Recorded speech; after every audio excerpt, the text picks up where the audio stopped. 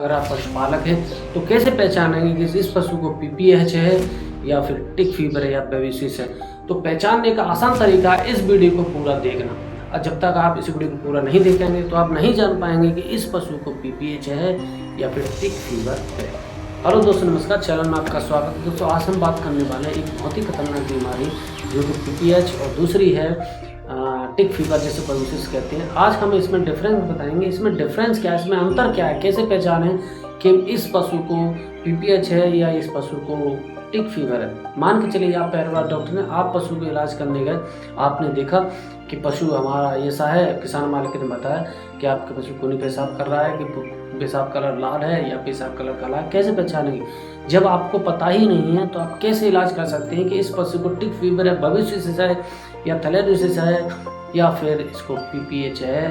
PPH है जो ब्याने के बाद अक्सर देखने को मिलता है, जो कि आप जानते हैं किसके कारण होता है। दोस्तों, आज की वीडियो में आपको यही सब बताऊंगा कि हम कैसे पहचानेंगे, डिफरेंस पहचानेंगे कि पीपीएच और टिक फीवर में अंतर क्या होता है। जब तक हमें बीमारी का पता नहीं होगा तब तक हम पशु का इलाज नहीं कर सकते। आप लगाते रहिए उल्टे सीधे इंजेक्शन, कोई फायदा नहीं। अगर आप उल्टे सीधे इंजेक्शन लगाएंगे तो उससे पशु को नुकसान होगा।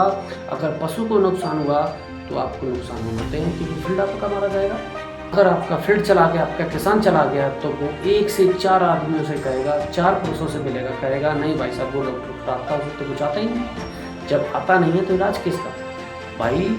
सबसे मेन चीज़ है, अगर बीमारी का इलाज आप करना चाहते हैं तो सबसे पहले उसका डायग्नोसिस होना अच्छी बात है। डायग्नोसिस नहीं है तो आप किसी बीमारी का इलाज नहीं कर सकते। आपकी एबिलिटी शून्य है, आप कुछ नहीं जानते। तो आज की वीडियो आपके लिए बहुत ही बेहतर है, और उन किसान भाइयों के लिए जो ये जानना चाहते हैं कि बेबिसिस और टिक फीवर और पीपीएच में क्या अंतर है। तो साथियों, मैं बताना चाहूँगा, अगर आपने इस वीडियो को लाइक नहीं किया, लाइक कर लें, चैनल को सब्सक्राइब जरूर करें, और इस वीडियो को जितना उतना शेयर करें, क्योंकि आपके लिए और आप दोस्तों के लिए बहुत ही शानदार होने वाली है वीडियो। साथियों, पीपीएच और टिक फीवर में एक सबसे बड़ा अंतर तय करता है तापमान।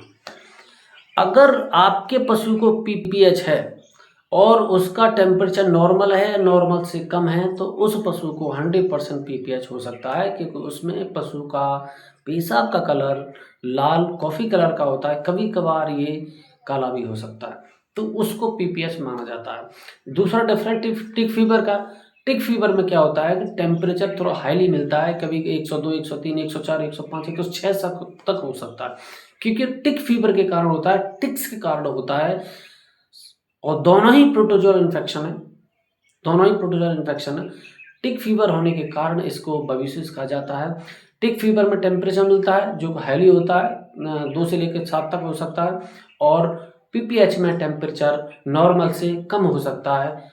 पीपीएच में टेम्परेचर ओवर नहीं मिलेगा। सबसे बढ़िया डिफरेंस है इसका तापमान। अगर पशु का तापमान है तो उसको टिक फीवर है, अगर पशु का तापमान कम या नॉर्मल है तो उसको पीपीएच है। तो साथियों, पीपीएच में क्या इलाज करना चाहिए? तो पीपीएच अगर मान के चलिए आप जिस पशु को देख रहे हैं वो ब्याए हुए 1 महीने के अंदर उसको खूनी पेशाब हो रहा है और उसका टेम्परेचर नॉर्मल है, तो उसमें क्या इलाज करें? तो सबसे पहले उसमें इलाज है, सबसे पहले आपको एविल लगाना, 10 ml एविल लगाना है। उसको कैल्शियम की बोतल देनी, कार्बोल आपको 1 आधे लीटर की बोतल है, उसमें फॉस्फोरस इंजेक्शन डालना है, उसमें ट्राइवेट इंजेक्शन डालना है, उसमें ऑक्सीटेट्रा इंजेक्शन आपको आईवी लगाना है, जो कि प्रोटोजोअल इन्फेक्शन को रोकने में बहुत अच्छा मदद करता है।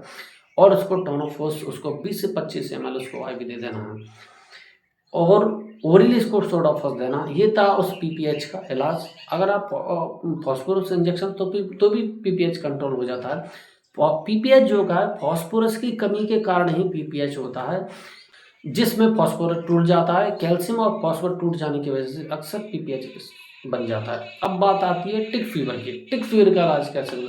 तो टिक फीवर में सबसे पहले आपको क्या करना है, एक एविल इंजेक्शन देना है जो रेक्सन के लिए, बुखार उतारने वाला इंजेक्शन देना है।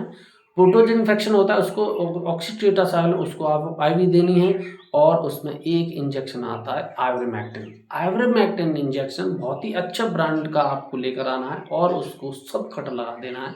बस आपका टिक फीवर खत्म, पीपीएच आपका खत्म। साथियों, यही था इसका डिफरेंस पीपीएच और टिक फीवर का। आशा हो आप इस वीडियो से कुछ सीखे होंगे। आपने जाना होगा कि टिक फीवर और पीपीएच में क्या होता है और क्या इसका इलाज करना चाहिए। अगर आप और भी कुछ जानना चाहते हैं तो कमेंट बॉक्स में आप कमेंट में लिख सकते हैं। मैं आशा करता हूँ उस पर भी एक अच्छा वीडियो आपको बना के पोस्ट कर दूंगा। दोस्तों